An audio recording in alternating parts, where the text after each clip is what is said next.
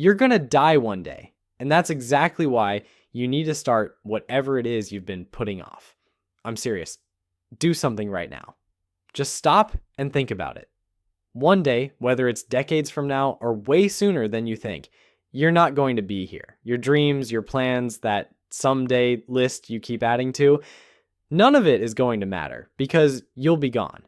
This isn't meant to be some dark, depressing video about death. It's about truth. It's about the actual math of life. I've just seen so many people lately frozen in place, like stuck in procrastination, overthinking everything. So I needed to talk about how I personally deal with that mindset. There's something I call the 50-50 rule. It's how I live my life. Half the time, I live like I could die tomorrow. I picture it. Like, what if I got hit by a bus tomorrow and that was it? Game over. What would I do if I knew I had one day left? I'd go live. I'd stop obsessing over saving every cent or waiting for the perfect time. I'd go buy the car I wanted, spoil the people I love, travel, take that risk, start that business I've been sitting on, because time would be almost up. But the other half of me lives like I've got 50 years left. That part of me is smart. I invest, I think long term, I don't blow all my money on dumb stuff, I delay gratification, I'm strategic. Is this system perfect? No. But it works. The problem is, most people lean too far into one extreme. They either blow everything thinking tomorrow doesn't exist, or they wait forever assuming they'll live forever. That imbalance, that's why people constantly argue, compare, and clash. You can live with urgency and still be smart. You can chase your dreams and still be responsible. Don't make 10 grand a month and spend 11. It doesn't make sense. And here's something I think about often. How much time do we actually have left? Not years. Days. Think in days. And then subtract all the time, you'll be asleep. Subtract the time spent in jobs you don't love. Subtract the scrolling, the distractions, the empty habits. What are you left with? A fraction. A small window where you're truly awake, alive, and free to chase what matters. Now let's get really uncomfortable. Most people spend hours every day on social media. You're not even living your own life. You're watching other people live theirs. Highlight reels, fake perfection, and we're giving away our limited time for it. We're procrastinating constantly because we think we have time, but we don't. And deep down, we know that. We just can't handle the truth, so we keep lying to ourselves. I hear the same excuses all the time. I'll start my business when I have more money. I'll write the book when the kids are older. I'll travel when I retire. I'll build my brand when I'm ready. The truth? You're never going to feel ready. You'll never have enough time or money. Like, that perfect moment doesn't exist.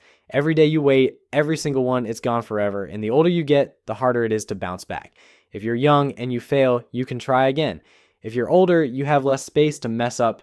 Time isn't just running out, it's speeding up. You've felt it. That, how is it already nighttime, like feeling? That's real, and that brings me to regret. Regret is a disease. Nurses, hospice workers, they'll tell you. People on their deathbeds don't talk about their mistakes. They talk about what they never did. They don't regret failing at the business. They regret never starting it. They don't regret the relationship that didn't work out. They regret never saying how they felt. I've had conversations with friends where they tell me they're going to start something, we'll go out, talk about it again a year later, and nothing's changed. Still stuck, still talking, not doing. Same job, same routine, same excuses. That's the trap of routine. Your body becomes so addicted to comfort that when you finally try to break the pattern, go to the gym, work on your dream, it feels unfamiliar. So you quit. Then comes the spiral, the doubt, the depression, and just like that, you're back where you started. This is why I begin with death. Not to be dark, but to bring clarity. Ask yourself, is this going to matter in 10 years? Probably not. Hell, most people won't even remember what you wore last week or what you posted on Instagram. People don't care as much as you think they do. So let me give you something I call mortality motivation. 3 questions that will change everything once you answer them honestly. First, if you died 5 years from now, what would actually matter? Would it be memories and dreams or excuses and fear? Second, picture yourself old, looking back at your life. What do you wish you had started today? Will you be proud of how you spent your time? Or will you be filled with regret over everything you never did? And third, how will you feel about not starting that thing you keep thinking about? Not in 10 years, not even in 10 months, in 10 minutes. Most things that scare you right now, they turn into regrets so fast. Once you really accept that your time is limited, everything gets easier. You stop waiting, you stop doubting, you just move. And that brings me to something I call the start today system. First step, make a before I die list, not a bucket list. I'm talking about the real stuff, the business you've been dreaming about, the art you want to create, the people you want to love, the change you want to make. Second step, apply the 10-10 rule. Ask yourself how you'll feel about not starting each thing in 10 minutes, 10 months, and 10 years. That's your answer. Third step, find your minimum viable start. Not a big leap, not quitting your job tomorrow. What's the tiniest move you can make right now that points you in the direction of what matters? One message, one post, one email, 1 hour. That's how momentum starts. And trust me, I didn't quit everything at once. I just started small. A few texts, reaching out to people, building slowly. That tiny beginning turned into everything I have today. My network, my income, my freedom. So, yeah, I hear the doubts. I don't have enough money. What will people think? But here's the truth. People aren't thinking about you that much.